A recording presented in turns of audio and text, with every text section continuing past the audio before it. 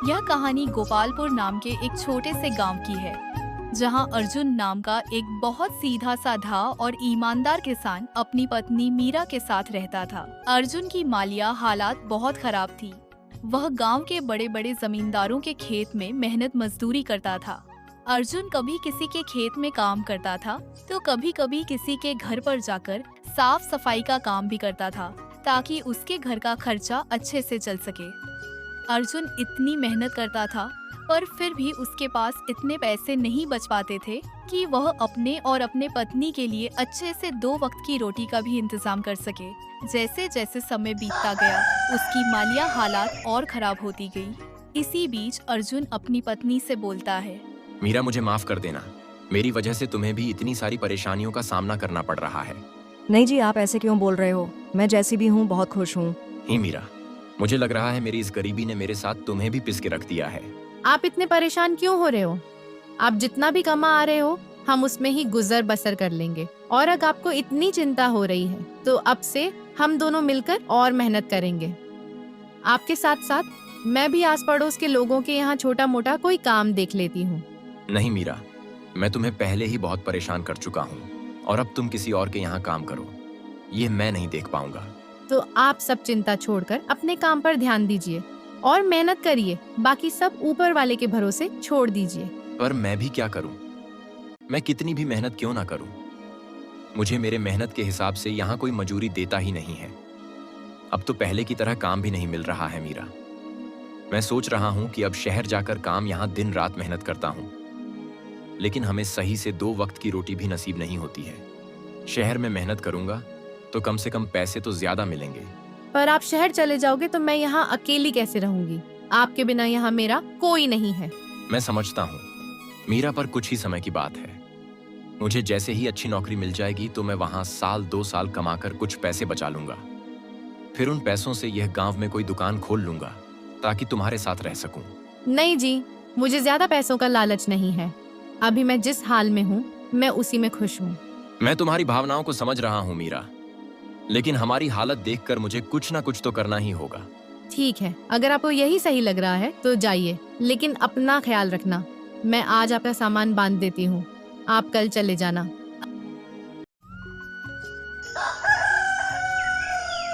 अगले दिन अर्जुन अपने सामान की बैग लेकर शहर की ओर चल पड़ता है। पूरे दिन चलने के बाद आखिरकार अर्जुन शहर में पहुंच जाता है। जिस शहर में अर्जुन काम की तलाश में गया था, वह शहर उसके लिए बिल्कुल अनजान था। उस शहर अर्जुन का ना तो कोई मित्र था और ना ही कोई सखा संबंधी। चलो, अब यहाँ आ तो गया हूँ, पर काम ढूंढने से पहले सर छुपाने के लिए कोई जगह ढूंढ लेता हूँ, ताकि आज रात तो कहीं रुक सकूं। अर्जुन सबसे पहले आसपास में दिख रहे होटलों में जाकर वहां रहने के लिए बात करने जाता है, पर वह वहां से हताश होकर बाहर आ जाता है, क्योंकि अर्जुन के पास इतने पैसे नहीं थे कि वह वहां का किराया दे सके। बाप रे बाप, इतना किराया एक रात रुकने का? इतने में तो मैं पूरे महीने का राशन खरीद लूं घर का। आखिरकार होटलों के चक्कर मार मार के वह परेशान हो जाता है। एक काम करता हूँ, इन होटलों में रहने से अच्छा किसी भाई के यहाँ रुक जाता हूँ, कम से कम मेरे कुछ पैसे तो बच जाएंगे। फिर अर्जुन वहां से आसपास में दिख रहे घरों में जाकर रहने के लिए बात करने जाता है। अर्जुन जब एक घर के पास पहुंचा तो वहां पहले से उस घर का मालिक बाहर बिस्तर लगाकर बैठा होता है। भाई, बहुत दूर गांव से आया हूँ और अब शाम होने वाली है और मुझे रात बिताने के लिए थोड़ी जगह चाहिए। अगर आप मुझे रात भर रुकने के लिए अपने घर में थोड़ी जगह दे देंगे तो बहुत मेहरबानी होगी। तुम गांव से आए हो या कहीं और से, मुझे इससे कोई फर्क नहीं पड़ता है। मैं तुम्हें जानता पहचानता नहीं हूँ, तो मैं तुम्हें अपने घर में कैसे ठहरा सकता हूँ? बहुत से लोग शहर में काम करने आते हैं, तुम कोई नए नहीं हो। जाओ और अपना ठिकाना कहीं और ढूंढो। अर्जुन को उस व्यक्ति की बातें बहुत बुरी लगती हैं, पर वह उसे बिना कुछ कहे वहां से चला जाता है। थोड़ी देर चलते चलते वह एक दूसरे घर के पास पहुंच जाता है, जहां एक महिला बैठी होती है। बहन, मैं बहुत दूर से आया हूँ काम की तलाश में, पर अब कुछ ही देर में रात हो जाएगी तो आज रात को रुकने के लिए जगह तलाश कर रहा हूँ। क्या मैं आपके यहाँ आज रात रुक सकता हूँ? पर मेरे घर में केवल मैं और मेरी बेटी रहती है, तो मैं ऐसे ही किसी पराये मर्द को अपने घर में नहीं रुका सकती हूँ। मुझे माफ कर दीजिए। अरे कोई बात नहीं है बहन, आपकी मदद के लिए धन्यवाद। अर्जुन वहाँ से भी निराश होकर अपने लिए दूसरे घर की तलाश में निकल जाता है। वो कई घरों में जाता है, लेकिन हर कोई उसे अपने घर में ठहराने से मना कर देता है। यह सब देखकर अर्जुन बहुत ही निराश हो जाता है। फिर सोचने लगता है, इस शहर में कोई भी मुझे अपने घर में ठहराने के लिए तैयार ही नहीं है। अब मैं रात में कहाँ जाऊं? मेरी तो कुछ समझ में ही नहीं आ रहा। जब इस शहर में मुझे रुकने के लिए कोई घर ही नहीं मिल रहा, तो मुझे इस शहर में काम कैसे मिलेगा? अर्जुन यह सब सोच ही रहा था, तभी उसकी नजर पास वाली एक झोपड़ी पर पड़ती है। अर्जुन फौरन उस घर के पास चला जाता है। अर्जुन जब उस घर के पास पहुंचा, तो उसने देखा अंदर एक बूढ़ी अम्मा बैठी है। अर्जुन उन्हें आवाज लगाता है। अम्मा, क्या मैं आपसे 2 मिनट बात कर सकता हूँ? अर्जुन की आवाज सुनकर बूढ़ी अम्मा बाहर आ जाती है। अम्मा, मैं इस शहर में काम की तलाश में आया हूँ, पर कोई भी मुझे अपने घर में ठहराने के लिए तैयार ही नहीं है। बस अब आपसे ही उम्मीद है, कृपा करके आप मुझे अपने घर में रात भर रुकने की जगह दे दीजिए। बेटा, तुमने मुझे माँ कहा है, और एक माँ अपने बेटे को घर के बाहर कैसे छोड़ सकती है? चलो आओ, अंदर आ जा। अर्जुन उस बूढ़ी अम्मा के साथ घर के अंदर चला जाता है। फिर वह अम्मा अर्जुन से कहती है, बेटा, तुम इसे अपना ही घर समझो। तुम जब तक चाहो तब तक यहाँ रह सकते हो। अम्मा, इस घर में आप अकेले रहते हो? क्या आपके परिवार के बाकी लोग आपके साथ नहीं रहते हैं? बेटा, मेरे परिवार में कोई नहीं है। मेरे पति तो कई साल पहले ही मुझे छोड़ के जा चुके हैं, और एक लड़का था, वो विदेश में जाकर रहता है। इस घर में मैं अकेली रहती हूँ। माँ, अब आप चिंता मत कीजिए, मैं हूं ना आपके साथ। अब आप इस घर में अकेली नहीं हैं। अब से आप मुझे अपना बेटा ही समझिए। बेटा, तू बहुत अच्छा इंसान है, देखने में भी बहुत भला लगता है। इस शहर में बहुत होशियारी से रहना, क्योंकि यहाँ बहुत ठग रहते हैं। वे नए आदमी को देखकर उसे ठग लेते हैं। ठीक है अम्मा, मैं ध्यान रखूंगा। आप परेशान मत होइए। बेटा, वैसे तुमने कोई काम देखा है या देखना बाकी है? अम्मा, मैं कल शहर में नौकरी ढूंढने जाऊंगा, और हो सकेगा तो आपके घर के आसपास में ही किराए पर घर ले लूंगा, ताकि आपके आसपास रहकर आपकी देखभाल कर सकूं। नहीं बेटा, तुम्हें किराए पर दूसरा घर लेने की जरूरत नहीं है। तुम जब तक चाहो मेरे इस घर में रह सकते हो, क्योंकि तुम रहोगे तो कम से कम मुझे ऐसा लगेगा मेरा बेटा मेरे पास है। हाँ अम्मा, यह तो बहुत अच्छा रहेगा, पर मैं एक शर्त पर आपके घर पर रुकूंगा कि मैं जो किराया किसी और को देने वाला था, वो मैं आपको दूंगा। ठीक है बेटा, चलेगा। फिर क्या था, अर्जुन अम्मा के साथ उनके घर पर रुक जाता है, और आज की रात वह उनके यहाँ खाना वगैरह खाकर सो जाता है।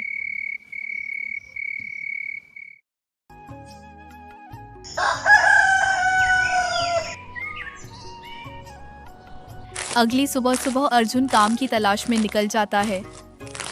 ही उसे एक सेठ के गोदाम पर काम मिल जाता है। अर्जुन कभी भी सेठ के किसी भी काम से इनकार नहीं करता था, और वह हर काम को लगन और ईमानदारी से करता था। अर्जुन के काम के प्रति मेहनत और लगन को देखकर सेठ अर्जुन से बहुत खुश रहते थे। अर्जुन को इतनी मेहनत करते देख सेठ अर्जुन की पगार भी बढ़ा देते हैं। अर्जुन अपनी कमाई से सिर्फ उतना ही खर्च करता था जितने की उसे जरूरत होती थी, और बाकी बचे हुए पैसे को वह एक छोटी सी थैली में बचत किया करता था। शहर में काम करते करते अर्जुन को अब कुछ दिन बीत जाते हैं। ऐसे ही एक दिन अर्जुन अम्मा के घर के बाहर बैठे बैठे सोचता है, जब मैं 20,000 जमा कर लूंगा, तब मैं पूरे पैसे लेकर अपनी पत्नी के पास चला जाऊंगा। फिर गांव में कोई अच्छी सी दुकान खोल लूंगा, ताकि गांव में अपने पत्नी के पास रह सकूं। ऐसे ही देखते देखते 2 साल बीत जाते हैं। अर्जुन बहुत मेहनत करता है और थोड़ा थोड़ा करते करते 20,000 जमा कर लेता है। एक गरीब आदमी के लिए 20,000 बहुत बड़ी कीमत होती है, इसलिए अर्जुन अम्मा से कहता है, अम्मा, अब मेरे पास पूरे 20,000 हो गए हैं। अब मुझे चिंता हो रही है, और अब किसी कारण यह रुपए कहीं खो गए या फिर किसी ने छीन लिए तो बड़ा ही अनर्थ हो जाएगा। इसलिए इतने बड़े रकम को अपने साथ लिए घूमना तो बेवकूफी होगी, और इस घर में पैसे छुपाकर रखना भी सही नहीं है। क्या पता मुझे कोई पैसे छुपाते देख ले और बाद में पैसे चुरा कर ले जाए, तो फिर मुझे तो खाली हाथ ही घर लौटना पड़ेगा। आजकल किसी पर भी भरोसा नहीं किया जा सकता है। बहुत ही बदमाश और बुरे लोग रहते हैं इस शहर में, इसलिए अब मुझे अपने घर चले जाना चाहिए। बेटा, तू सही कह रहा है, लेकिन बेटा, तू इतनी जल्दी अपने गांव क्यों जा रहा है? थोड़े दिन और रुक जा। अम्मा, रुकना तो मैं भी चाहता हूँ, लेकिन मैं इन पैसों की वजह से जा रहा हूँ। बेटा, तू एक काम कर, तू इस शहर के मशहूर जमींदार सेठ धनी रामलाल के पास चले जा और अपने पैसे तू उनके पास रख दे, और जब तुझे घर जाना होगा तब तू अपने पैसे सेठ धनी रामलाल से वापस ले लेना। लेकिन अम्मा, मैं उस जमींदार के पास अपने पैसे कैसे रख सकता हूँ? क्या पता कल के समय पर वह पैसे देने से मना कर दे तो? बेटा, सेठ धनी रामलाल बहुत ही ईमानदार और नेक आदमी है। तुम बेफिक्र होकर अपने पैसे उसे दे सकते हो। शहर में ऐसे बहुत से लोग हैं जो अपने पैसे उसके पास रखते हैं। अम्मा की बात मानकर अर्जुन अपने 20,000 लेकर सेठ धनीराम लाल के पास पहुंच जाता है। जमींदार अपने सामने नए आदमी को देखकर बोला, कौन हो भाई तुम, और तुम यहाँ क्यों आए हो? पहले तो तुम्हें कभी यहाँ नहीं देखा। जमींदार साहब, मेरा नाम अर्जुन है। मैं यहाँ का रहने वाला नहीं हूँ। मैं तो गांव से यहाँ कमाने आया हूँ। मैंने कई साल तक मेहनत करके अपने पास रुपये 20,000 जमा किए हैं, और आप तो जानते हो शहर का माहौल ठीक नहीं है, इसलिए मैं अपने पूरे पैसे आपके पास एक अमानत की तौर पर रखने आया हूँ। मैंने सुना है कि पूरे शहर में बस एक आप ही है जिसके पास मेरे पैसे सुरक्षित रहेंगे। जब तक मैं इस शहर में रहूंगा और काम करूंगा, तब तक मेरे पैसे आपके पास सुरक्षित रहेंगे। मेहरबानी करके आप इन पैसों को अपने पास रख लीजिए। सेठ धनीराम लाल ने जल्दी से पैसों की थैली अपने पास ले ली और फिर वह अर्जुन से बोला, सही कहा अर्जुन भाई, तुम्हें अपने पैसे रखने के लिए इससे और बेहतर जगह कहीं नहीं मिलेगी, इसलिए अब तुम चिंता मत करो। अब तुम्हारे यह पैसे मेरे पास सुरक्षित रहेंगे। अब तुम बिना किसी चिंता के अपने घर जा सकते हो। जब भी तुम्हारा मन चाहे अपने पैसे वापस ले जाना। जमींदार की ऐसी बातें सुनकर अर्जुन भी बेफिक्र होकर अपने घर चला जाता है।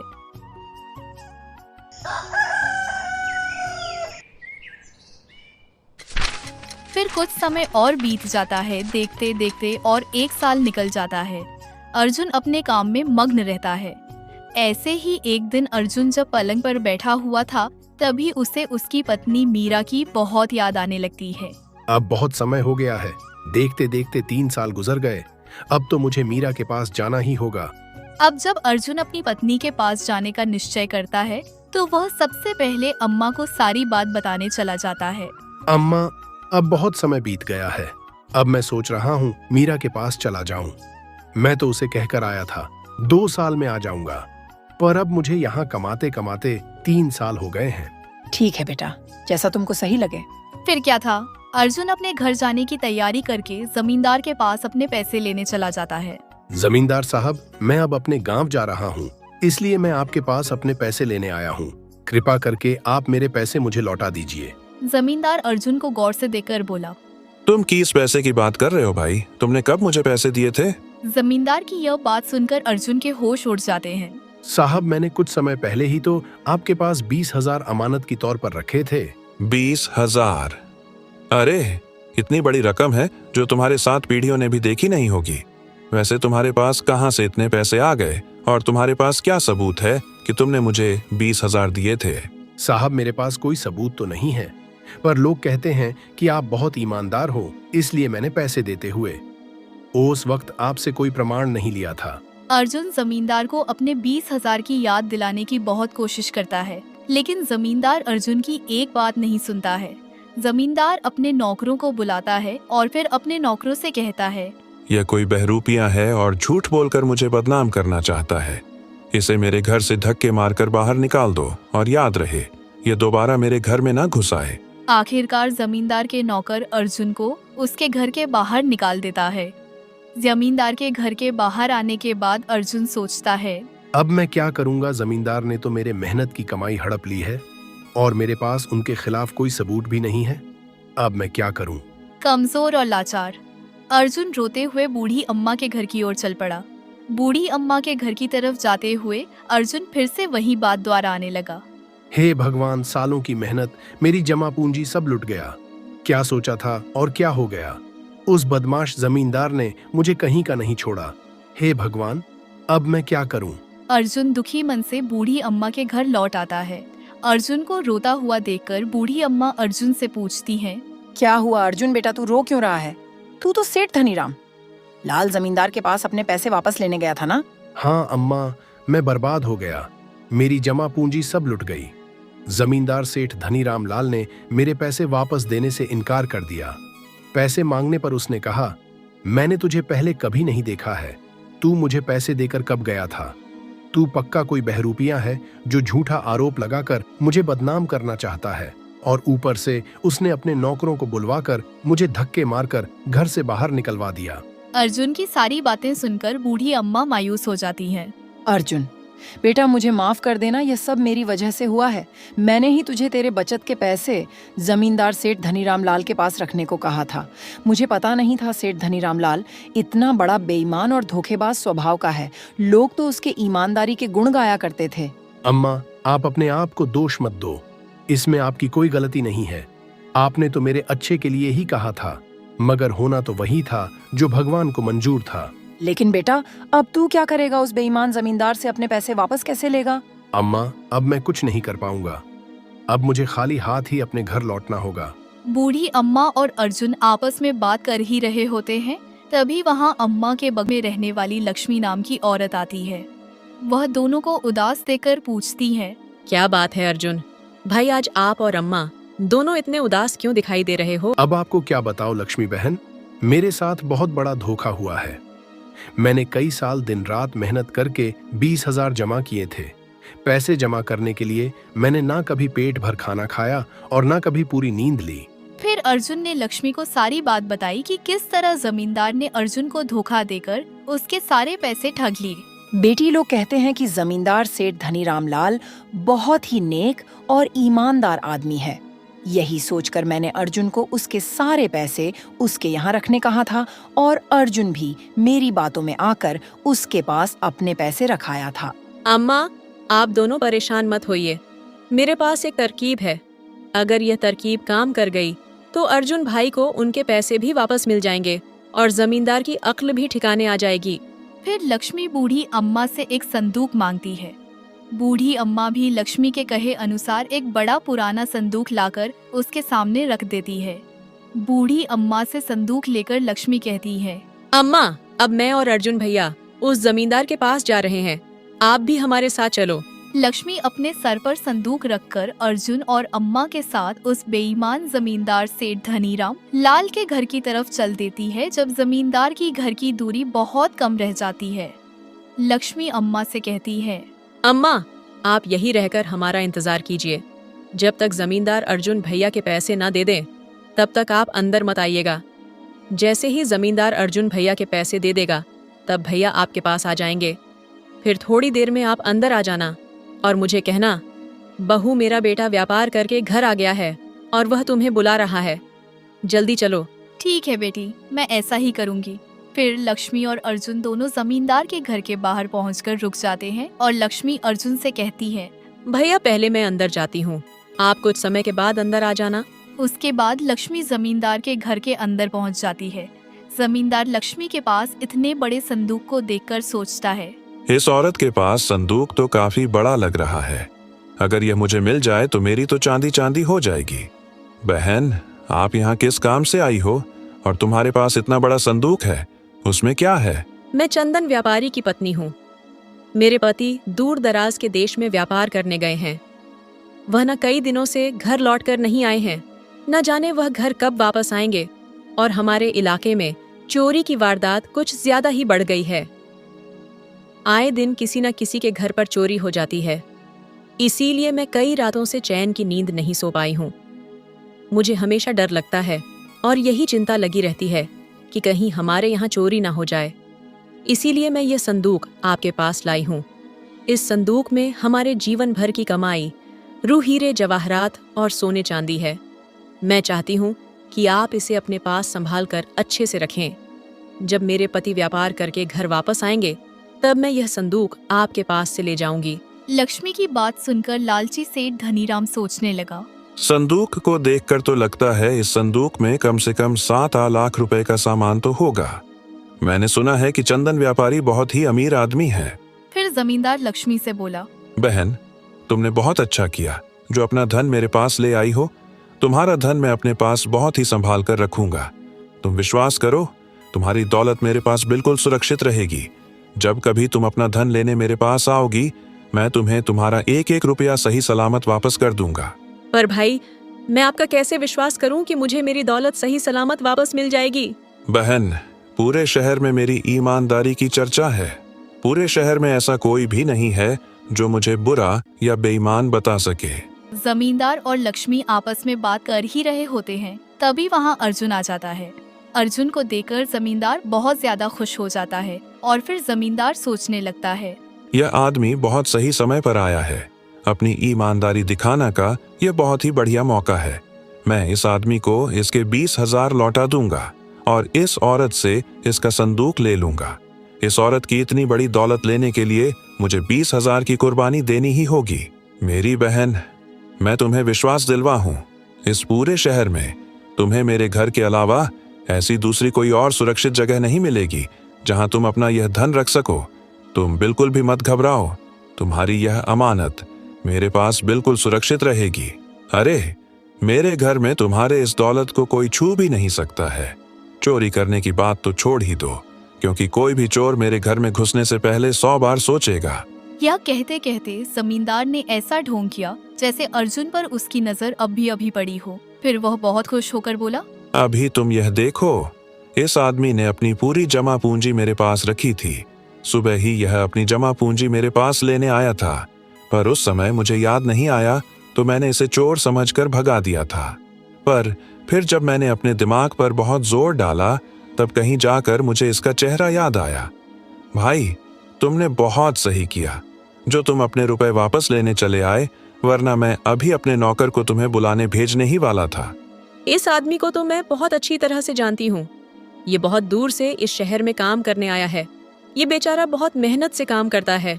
इसने शायद हमारे यहाँ भी काम किया है। इसने बहुत मेहनत करके ये पैसे कमाए हैं। क्या तुम इस आदमी को जानती हो? फिर तो किसी बात की चिंता करने की जरूरत ही नहीं है। मैं ही इस गरीब के पैसे इसे दे देता हूँ।